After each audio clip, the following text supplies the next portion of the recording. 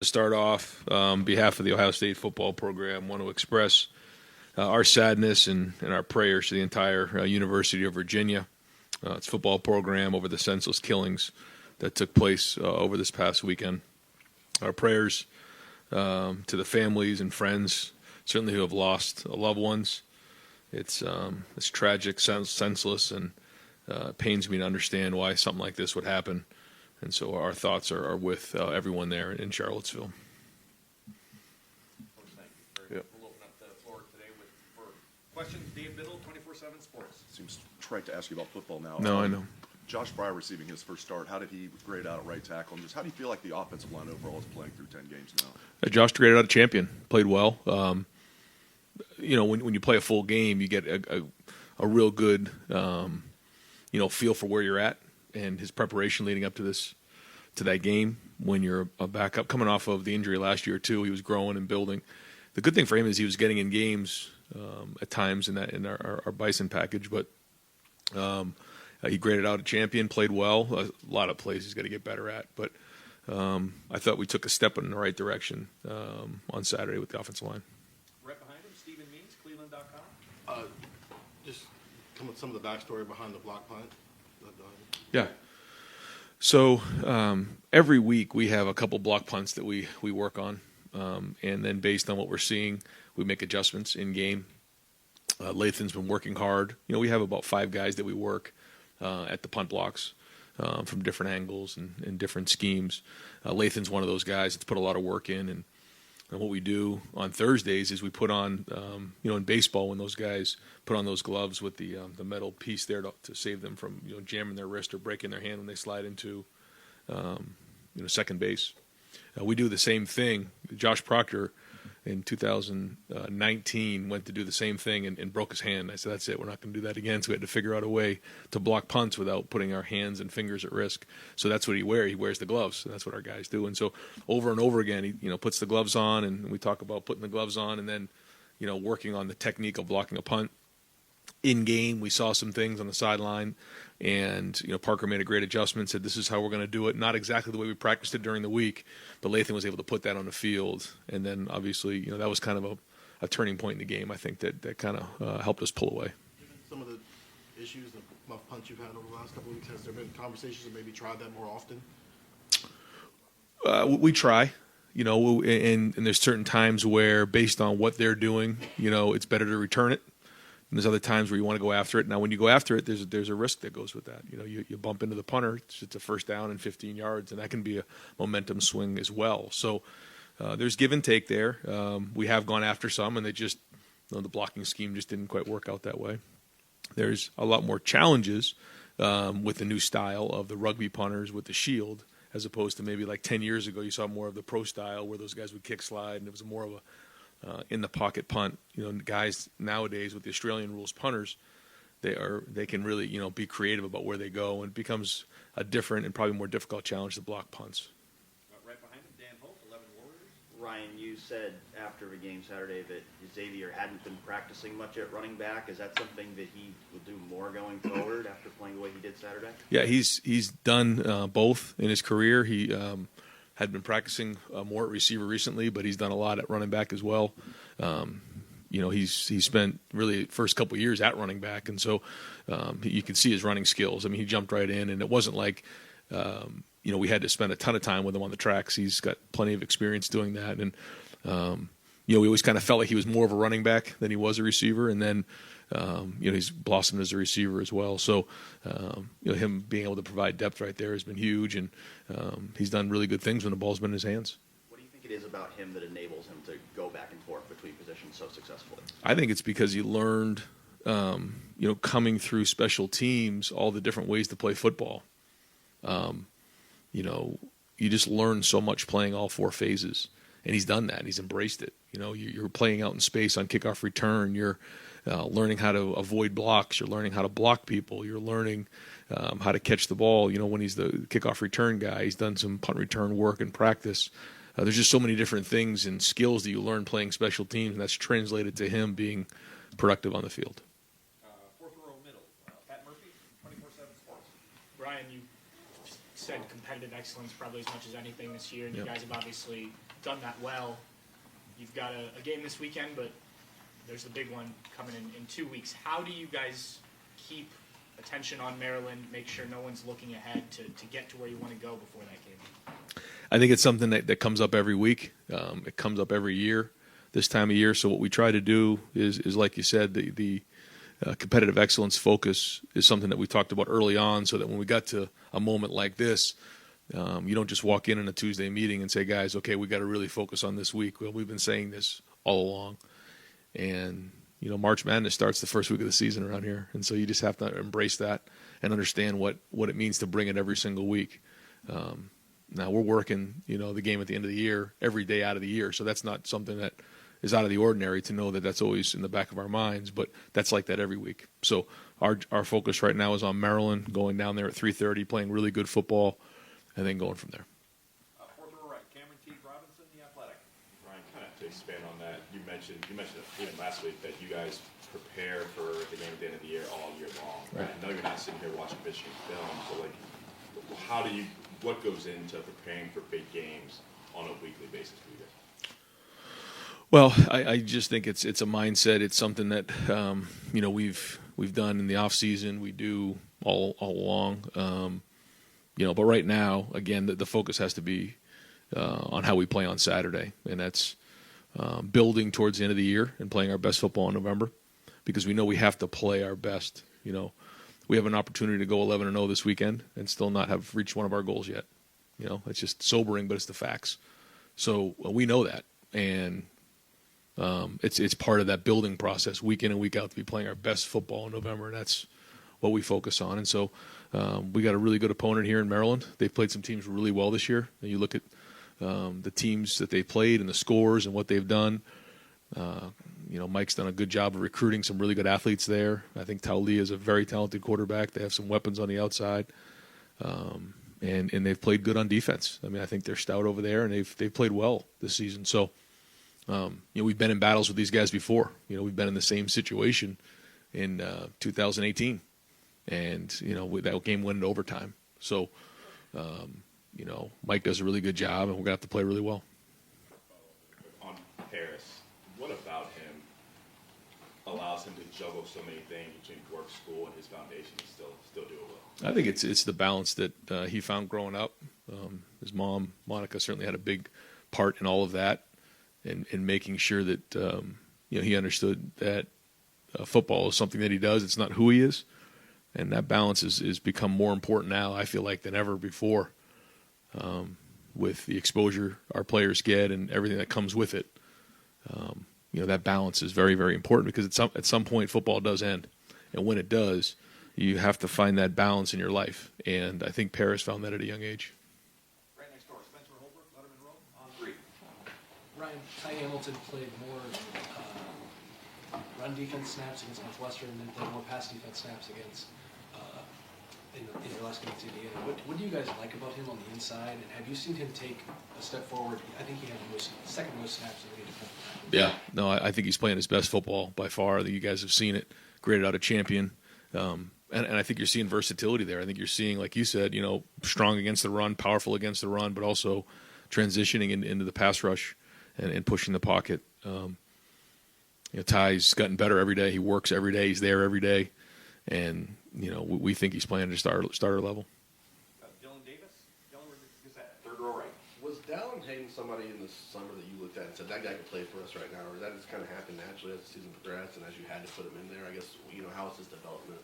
Has it surprised you at all, or did you see that guy as somebody who could contribute? The talent was there. It's a matter of how quickly can they assimilate, how quickly can they get into the program and the culture, and then can they sustain over an extended period of time with all of the things that we ask of them, academically, in the weight room, the preparation, just the daily grind of being a college football player as a freshman.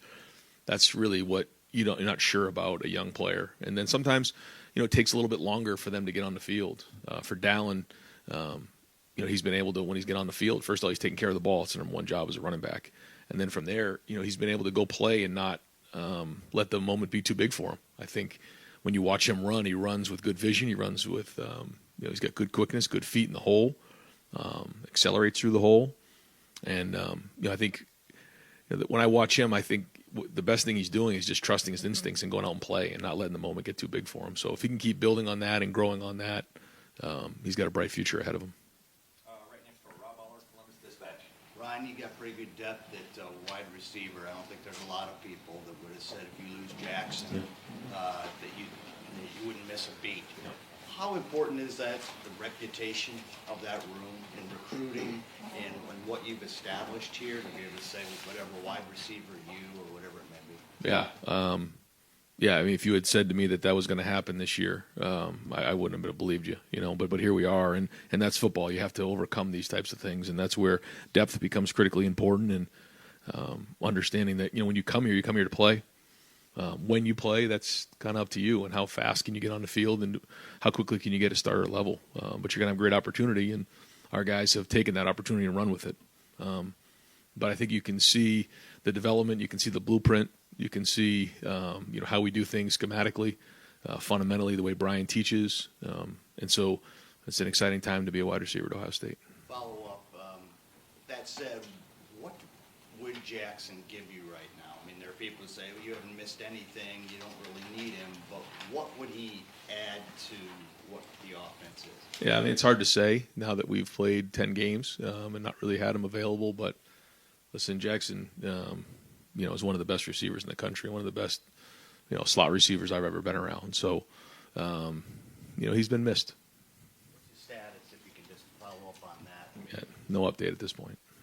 Yeah. Second row, right, Doug Lesmerises, Cleveland.com. Ryan, you mentioned after the game that maybe you've been a little stubborn, is the word you used, in terms of trying to run the ball within short yardage. There's been sort of this toughness conversation this whole year that you guys have embraced, and you want to be that tough football team. Is short yardage like the way that best manifests itself, or what are the ways that any football team, like actually on the field in moments, shows toughness in your mind? No, I think the first thing is just physicality, how hard you play. We say relentless effort is 4 to 6 A to B plus 4 to 6 seconds the length of a play, point A to point B, and then for 2 seconds past the cone or past the whistle, 2 steps past the cone. I think that's a big thing. Can you play with unbelievable effort week in and week out as hard as you possibly can? That's the first thing. And the second thing is really just the physicality of actually looking someone in the eye and knocking them back. There was a lot of great instances of great toughness. I look at Xavier Johnson's run. I mean, there were guys running 70 yards down the field, getting, blocks where they're knocking people to the ground. And there was like 3 of them downfield. Unbelievable effort. There was some really good clips in here that we show in the champions meeting. I think we had about 14 clips of just relentless effort, toughness, discipline, guys playing really hard. Some unbelievable clips on special teams of just guys laying out, knocking people over. So I think all those things lead to that. Now you got to bring it every week, but those are the things. In terms of the short yardage, that can be a part of it. You got to get movement. You got to run a guy over. You got to be physical, and we split the big one for on 3rd and 1 for the touchdown. That was great, but then there was some other ones that we got to do a better job of. Right next door, Bill Landis. Right. I guess maybe following up on that idea, Ryan. Like, I think I might express this wrong, but I feel like sometimes you're in games where the margins can get so wide that maybe you have a luxury to kind of work through stuff during a game that other teams maybe don't have sometimes.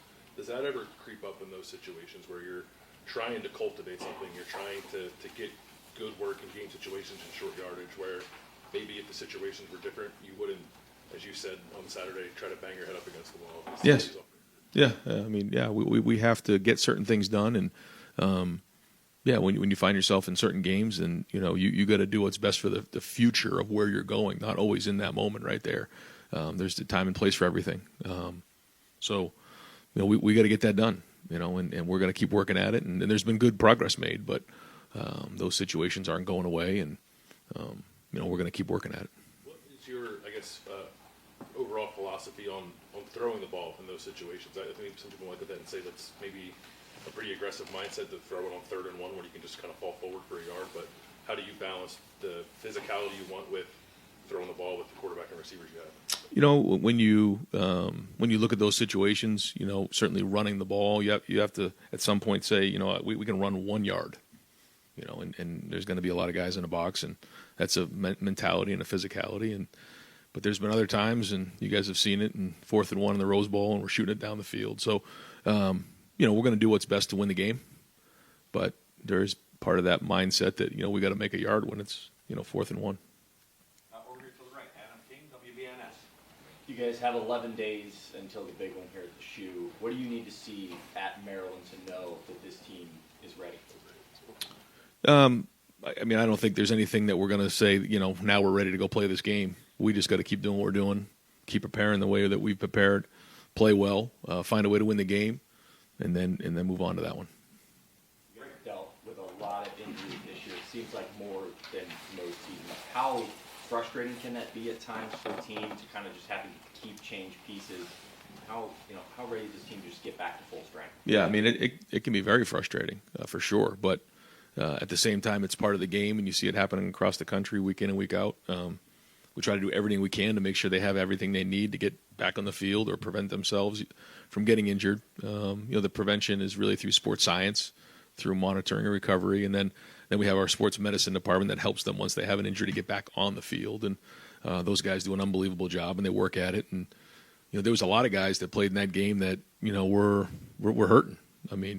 You don't hear that because we don't really put it out there. But there was a handful of guys this time of year that were pushing through a lot of bumps and bruises and things like that because it's November in the Big Ten. That's how it goes. So we're working on healing up to get healthy, but we have the right mindset. And I think the way that you saw us play on Saturday, you can see that our guys are strong and they're persevering through it. Right in front of him, Clay Hall, WSYX. Ryan, you go back to 2018, and Jerry and Mike remind us in the notes, Haskins ran for 3 touchdowns that day. Were you calling those runs, or was that Urban who's in love with that quarterback run? I think at that point of that season, that was a unique time. I think you remember there was a couple points in the season where we were really struggling just getting any kind of run game going. And, there was a point where Dwayne scrambled and threw it down and actually got booed in Ohio Stadium for not, running for a first down. And there was some hard feelings there for a couple of weeks. And, Dwayne got challenged to, get involved with the run game. And he did in that game, played really tough. And that was his hometown, and all his friends and family were there. And, during his service, this past year, that game was brought up as like a huge game for him, and there's maturity as a player. And boy, he played well in that game because that was a 52-51 back and forth, and what a strange game. But the message will be to our team this week. That was a wounded team that their head coach, I think, had been fired, and they still played us really, really well. And Maryland's always dangerous, especially there. Right in front of him, Don Berry, WBNS. Coach, you've said all year it doesn't matter who you're playing, it's about what you guys do. With that said, this is the time of the year you want to be playing your best ball. Obviously, the big one's looming. How close are you to playing what you would consider your best ball, and what do you want to see better this week? I feel like if you say you're playing your best ball, that means you played your best ball last week and you can't get any better than it the next week. So I think it's this constant build and growth towards maximizing yourself in all 3 phases. Do I think we've played our best football yet? No, I don't. I think that we can play better in all 3 phases, and we're going to have to go reach our goals. So this is a constant chase towards, being the best version of ourselves. And every week, that's the goal, is just to get better. And how fast can we get better in certain areas? And I think I've shared with you the challenge sometimes is the issues are there. They may not get exposed every week, but you got to identify what those issues are, and that's the art of coaching. With that said, we know what's down the road. Do you feel an intensity shift, especially this week? We'll see as the week goes on, but our guys know what our goals are. We talked about it at the mid-year. We were 6-0 going in to the bye, and we said, none of our goals have been met. I reminded the guys on Sunday, none of our goals have been met. They know what's on the table, but in order to go reach our goals, we got to win this game too. It's a part of the game. You got to win them all, and so keep that one in the back of our mind like we do every single day out of the year. But we're going to focus on beating Maryland on Saturday. Far left, Justin Holbrook, WCMH. When it comes to a true freshman, especially like Dallin or Travion last year, what's the balance between maturity and character and ability, and why those two things work simultaneously, and why they can work right away when they get here? Yeah, and that's a good question. I think that the talent has to be there, because if you don't have the talent, then it's hard to keep up. It's hard to perform on the field. But if you don't have the maturity, like you said, the work ethic, the ability to process high levels of information, handle a brand new workload that you didn't have in high school, those add up real fast on you, especially this time of year. So, and then a lot of times guys hit a lull and they come back out of it. They struggle. Like that really happened to Chris Olave his freshman year, but he was struggling. He wanted to go back to California in the worst way. And a couple guys put their arms around him. He came out of it. And then remember the game he had at the end of the year. So, I don't know if Dallin got that, low at some point. You'd have to ask him. But every freshman goes through it. And then if you can come out the back end, then usually you're stronger for it. And, good to see him play the way he did on Saturday. I'm sure that's going to give me more confidence. Second row left, Steve Hellwagen, 24/7 Sports. Yeah, Coach, I don't suppose you're going to tell us if Travion Henderson and Mine Williams are ready to practice or whatever, but just from a general standpoint, given the uncertainty, you're going to play with a running back. Just how do you prepare for this game with the idea they may practice half the time, they may not practice or play at all? Just from a general standpoint, how do you guys go into the week at that position? In a perfect world, everyone's healthy and everyone's practicing and getting all the physical reps that you would need in a game week. We have physical reps and mental reps. And so what you have to do is you have to really focus hard on, if you're not getting all the reps that you need in practice, being in the back and getting the mental rep, putting yourself in there, actually physically walking through that rep and seeing the picture, then going through watching the film and doing a lot of extra work on your own. That's why I give Xavier Johnson a lot of credit last week, because he didn't have all the physical reps, but he was able to put it on the field at a pretty high level when he was in there playing that position. So that'll be the challenge if those guys aren't able to physically practice as much. Deep left, Nathan Baird, Cleveland.com. Right, in a couple of years, we're going to be in a Big Ten with no divisions. And if that existed this year, you guys would already be guaranteed of playing Michigan after the Michigan game, playing them again for the Big Ten championship. Just curious how you think that changes the vibe around that game. Are you okay with this new setup in the Big Ten, even though it's going to come with something that maybe compromises what you get out of that game? I remember initially thinking that very thing, but until you just said that, hadn't given it much thought recently. But it certainly does make you think for a second. I can't tell you I'm in a place to be focusing on anything other than trying to beat Maryland and going after those guys. But that'll be very unique for sure. I guess more like an NFL situation where you may have to play a team multiple times, and that would kind of affect maybe your game planning. But we'll worry about that when we get down the road. Fourth row middle, Tony Bergman, Buckeye Huddle. Ryan, the NFLPA, I don't know if you saw this, came out and asked to have an immediate ban and removal of all slip film turfs in the NFL, which is the same kind of turf here at Ohio State. I'm wondering if you have any thoughts on that, if you had heard about that. Split turn, I don't even know what that Well, is. the type of turf that Ohio State uses due to a higher number of injuries. I guess the NFLPA wants that stuff removed, and I just wondered if you had heard about that. Or No, it's the first I've heard of any of that, yeah. I can say, Tony, if you don't mind me interrupting there, that we've had some discussions, some of the administrators have here. I know the NFL is not mandating that these stadiums remove their fields. We test our fields twice a year annually. We'll continue to do that. But there has been some discussions about the topic that you're discussing. Yeah. All right. Front row right. Austin Ward, Rivals 97.1. Got short yardage. There's your excuse. Ryan, on Saturday alone, you had the magic with Cam Babb. Cam Brown came back for another year and more injuries and made a couple big plays. You had a former walk-on run for a 70-yard touchdown. From the outside, those look like things that validate the strength of your culture. They're also different kind of stories that maybe we were focusing on a year ago. How different does it feel this year to be in it compared to a year ago, just by direct comparison? Yeah, you don't really prepare for a moment like Cam's or for kind of a day like that when you see things like that happen. It's just one of those things where it happened with the Lathan Ransom punt block. You just keep swinging at the rock, and eventually it cracks. And you saw some of that happen on Saturday. These are guys. You take Mitch Rossi, for example. You take Xavier Johnson, Cam Babb. Guys who have overcome a lot of things. And you can see when Cam Brown is healthy what he can do. And I mean, if we're going to get to where we need to go, he's going to have to be a major contributor. Talked to him about that last week. Talked to our guys about that. And that's part of this process. You think about where Cade was at, where Tommy was at. I mean, double hip labrum surgery as a freshman. I mean, there's so many things that come with it, and you overcome them and you get stronger. And that's life. And I mean, that's one of the reasons. One of the major reasons that I got into coaching was to watch and help people overcome adversity, because that's what life is. Adversity is coming around the corner every single day, and how you handle it as a person kind of defines who you are. And to see some of these guys learn that process and not just say, well, I want to go transfer. Xavier Johnson could have probably gone a lot of places and played a lot of football, but here he is as a Buckeye making an impact on a team that wants to go, chase some unbelievable goals. Cam Babb, what he's been through.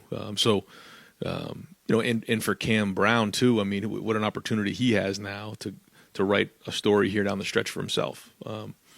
And you don't always recognize the opportunity that you have. And so we try hard to help our guys realize the opportunity is right here. Because once it's gone, it's gone. You don't have this opportunity ever again. You look back the rest of your life. You have the rest of your life to go do other things. All of our energy right now needs to be focused on this team and where we're going. But I think there's been a lot of work done in the off season with Mick and the staff and our leaders to build that resilience and perseverance that you're talking about. You're at the top, but you're just one person. Did you think that you needed to do anything differently to get that? You're talking. You and Mick had conversations, I know, about leadership groups and all that. How much did you think, if you keep doing exactly what you're doing, then everyone will get on board, or how much do I need to change from one year to the next? I mean, I think it's a little bit of everything. You look at, you evaluate everything, and you try to figure out, how to improve it. Some things you need to change, other things you don't need to change. Some guys just need more experience. Other things you do need to change. So we altered some things in the off season, like you said, with the leadership groups that I thought was huge. But also, sticking with what you believe in too, and having conviction in what the culture is all about, and having conviction in the people that you bring into the program, because we have recruited great people into this program, staff, coaches, and people and players. And when you have great people in the program, I mean, it's been said here a long time, you win with people, then you believe in them, then you trust it, then you just keep working forward, and you put your faith in people. So that's been the focus. Now we'll see if we can reach our goals. Front row, Joey Kaufman, Columbus Dispatch. Ryan, the moment that Cam Babb had was special, but what do you see moving forward? I guess the role he can have for you guys now that he's back, just as far as being that rotation and being a contributor week in and week out? We'll see what he'll be able to do physically on a regular basis, and if he can take on more, then absolutely we'll give it to him. We'll just have to see how much his body will be willing to actually take on. Do you have any sense on what he could take? I actually don't. No, I actually don't. Yeah. I know that the setback in the preseason did set him back some, so we'll see how much he'll be able to take on moving forward. I hope it'll be a lot, but I just don't know. He is able to kind of withstand the workload. What are his best traits as a receiver from the time you've been able to kind of? I know you guys were high in spring. Very conscientious. I mean, very smart. Understands the game. Strong and powerful. Explosive. Good hands. Runs really excellent routes. Very accountable. Good quickness in and out of the break. Really good body language. I know CJ really liked throwing to him. It's announced the UCLA, USC going to join the conference later on this decade and whatnot. How have you seen maybe the recruiting ramp up in the months since the announcement, or do you see it maybe becoming more of a long-term thing where Big Ten schools become more prominent out there on the West Coast? I think it's probably more of a long-term. You'll see it over time. I don't think it was immediate, although we are recruiting guys from the West Coast. We have been, and there's been a lot of excitement about Ohio State, and the fact that now there's 2 teams from LA coming to the Big Ten. So that's been good, and I think it'll be positive because now we're a nationwide conference. Front row, middle, Bill I hate to ask you about your least favorite topic, but you said after the game that you're optimistic that DeWand and Denzel will be able to play, and you expressed optimism about the running backs. Where does that stand right now? Yeah, same. I feel the same way. We'll see as we get through the week. I think some guys will be on a pitch count. Some guys will have to see how practice goes today. But a lot of the stuff that we heard today and this morning was promising. Okay. About the 2018 game, one of the most pivotal plays in that game was you forwarding a pass to Rashad Berry, who was a converted defensive end on 4th and 1. You don't convert it, you lose. How much have you thought about that play? And if it hadn't worked, who knows?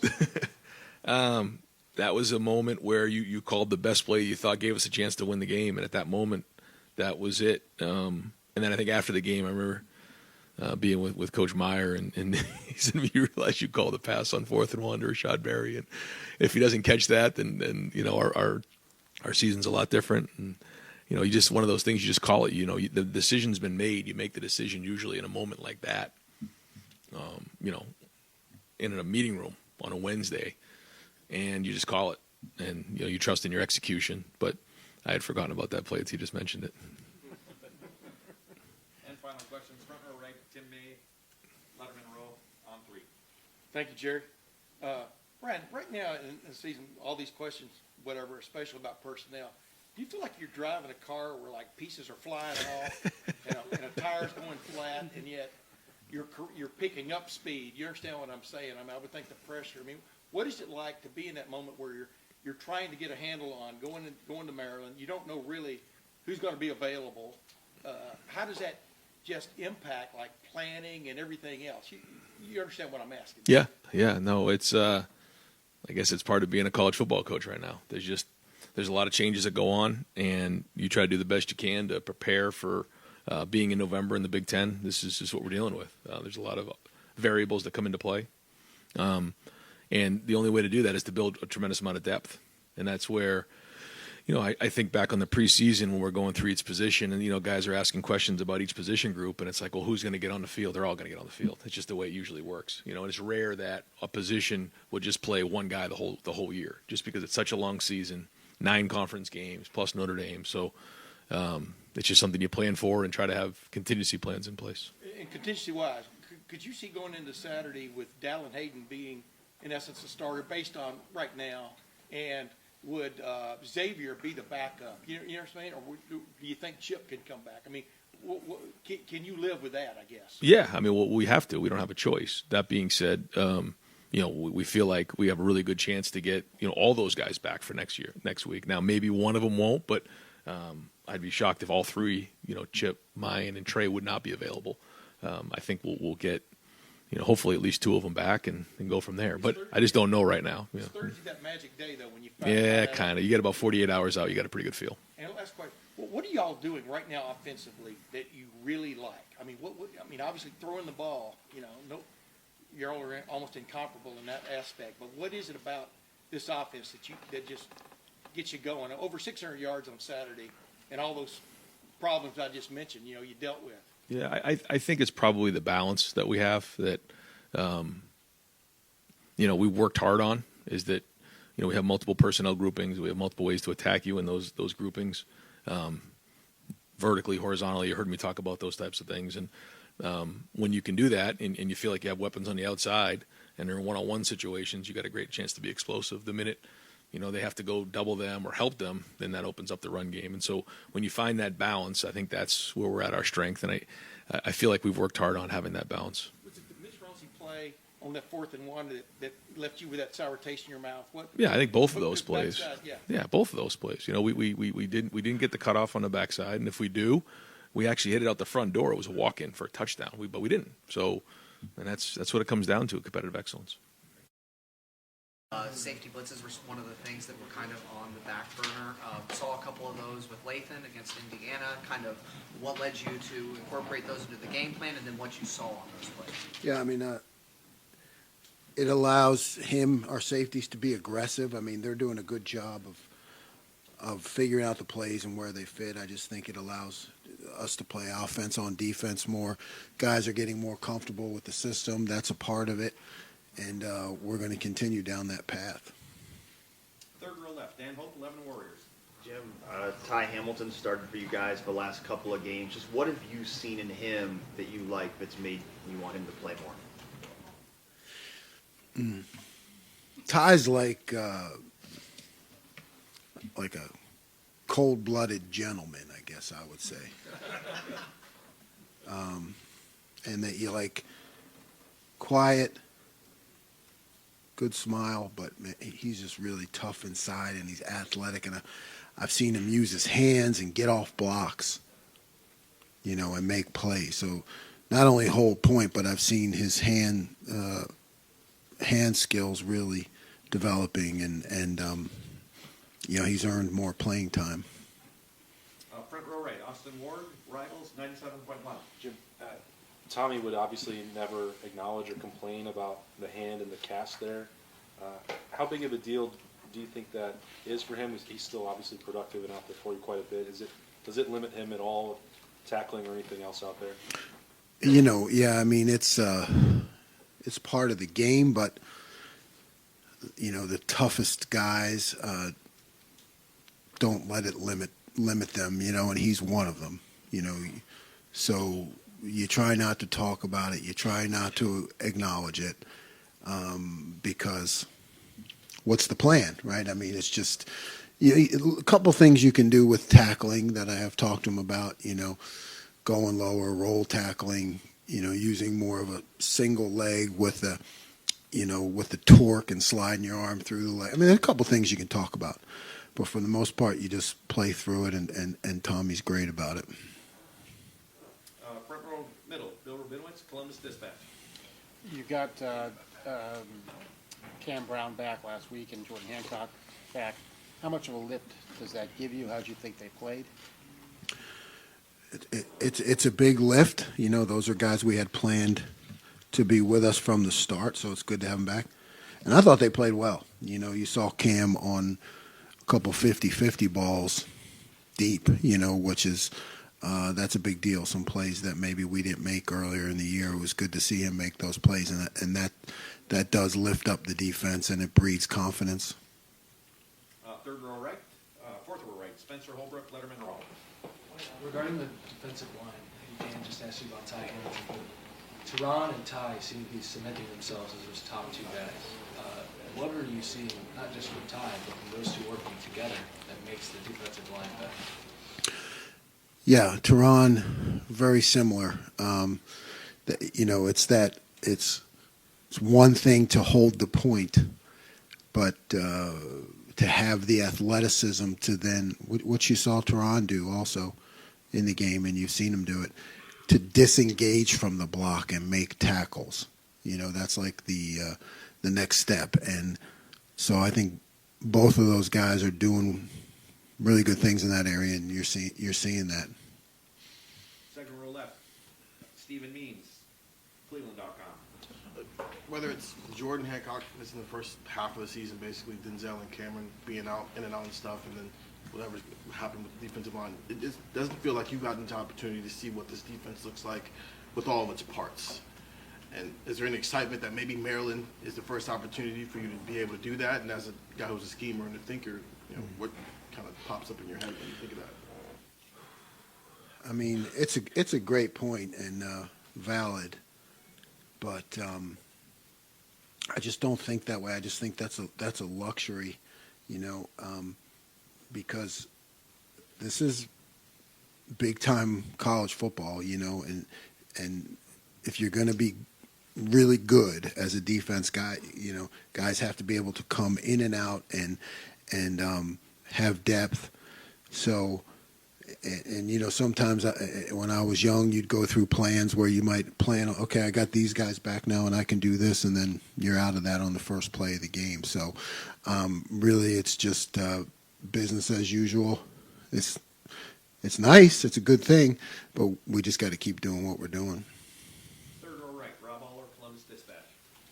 Jim, you go against this receiving core every day in practice. As a group, what impresses you about them? And then individually with Marvin, what kind of nightmare is he to defend?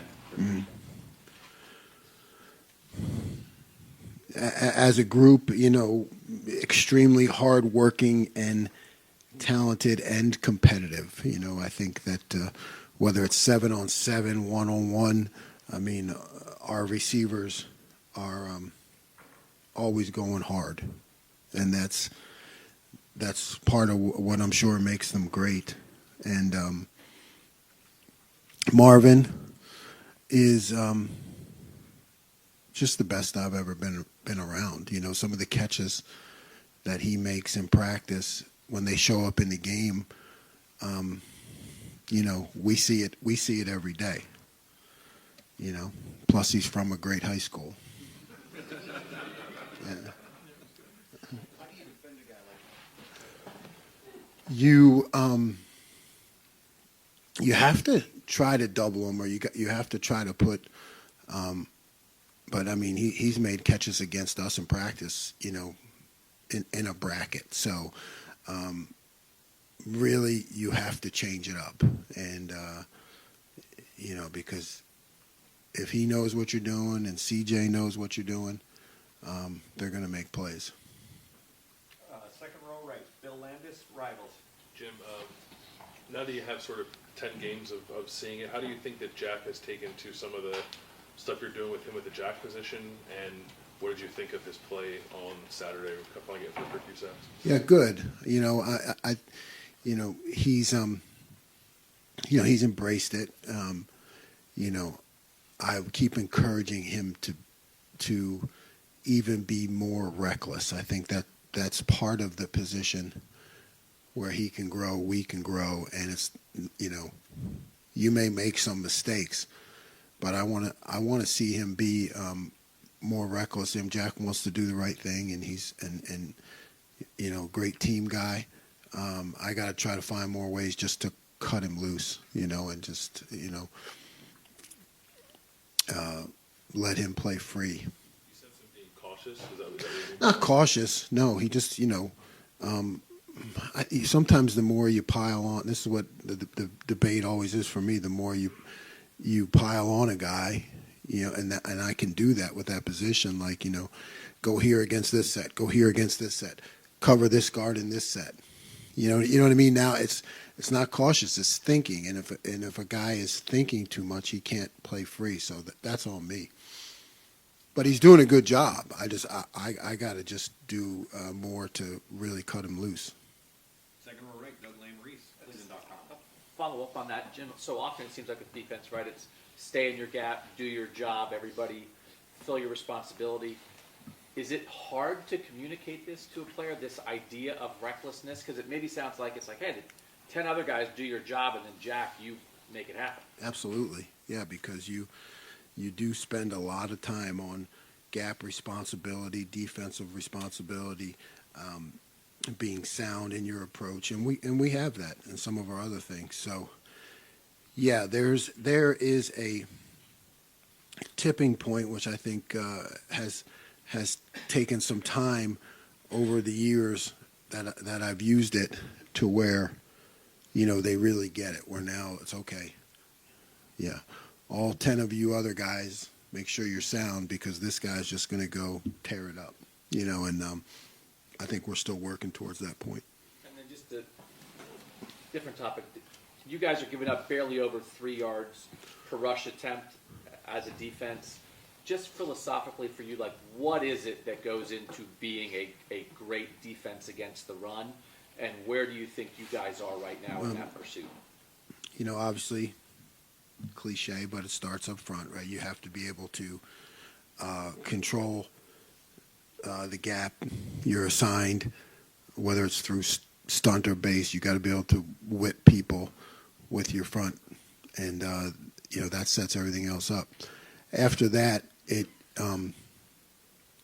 comes to an understanding by really the linebackers and the safeties, and I think you've seen that with the development of Tommy and Steele and Lathan, Ronnie making these plays, that it just comes to an understanding that, okay, this is the defense that we called, this is the play they're running, where's the ball going to end up?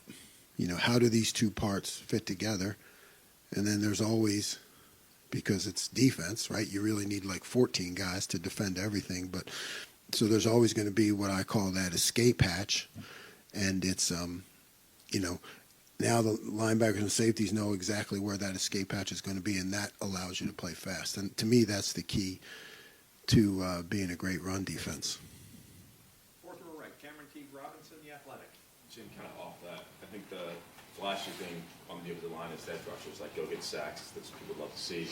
But inside, like you say things start up front. How important have guys like Ty and Teron been? It's starting things inside. It's not Yeah, I think I said it last week. There's nothing sexy about it. I mean, it is just hard work.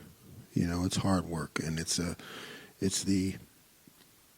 the way football was initially created. Those battles at the line of scrimmage, and it's morphed a lot since then. But it still takes place, and you still need your tough guys to be tough, and that's where we've gotten such great play out of our tackles, and it's going to be key as we move forward. You're able to mix strong interior play with really good edge rushers. As defensive coordinator, how much does that allow you to open up and freely kind of change how you want things on the backside? Yeah, it gives you a lot of flexibility, because if you're not right, you try to be right all the time, but if you can't be right, that, and you're releasing people, from maybe their run responsibility because you have some tackles that can just whip people and make plays. That helps a lot in play calling.